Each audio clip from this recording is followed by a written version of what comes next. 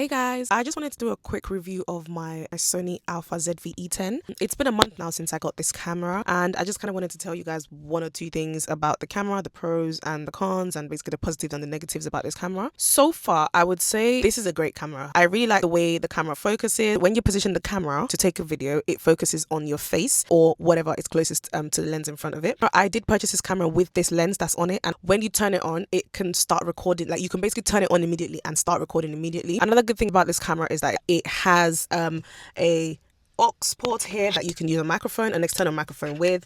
Don't get me wrong, it has great sound quality, but I prefer to use a microphone.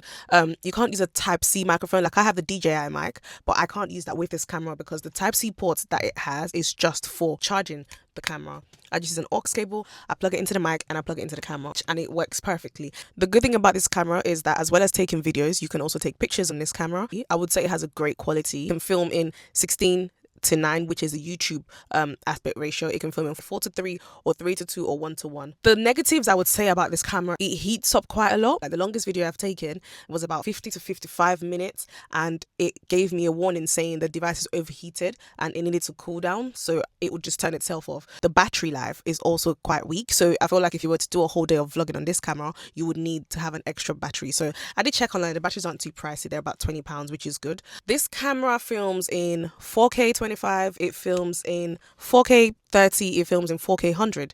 Now, I would honestly recommend a larger capacity SD card if you were going to be filming in 4K. I didn't purchase this camera brand new. I saw a licensed technology seller. This camera, when it was listed, it actually had a 0 shutter count, so that's how I knew it was fairly new. One good thing I like about this camera is that it's not as complicated to use. Like, I've never owned a camera my whole life, and to be honest with you, when I was growing up, I did always see cameras here and there, but I just always thought of them as some really complex gadget to use. I watched a lot of videos before I bought this camera. To be honest with you, a lot of people have this camera already and they say good things about it, so I can't dispute it. The only thing I would say is the battery life is quite weak, which of course is controllable, and it overheats, which once again I would say is controllable. You just have to turn it off. I would say it's a great camera. I wouldn't feel pressure to buy a brand new camera. Like, it has a lot. There is no built-in flash, so you'd have to use your own lighting, which shouldn't be a problem because you have places like this where you can insert your own light and whatnot. You can use a mic with it. Very portable. I use my camera with this tripod that I got from eBay, so it's the Ulanzi tripod. I just bought it at the same time. The tripod is solid. It's a really good one.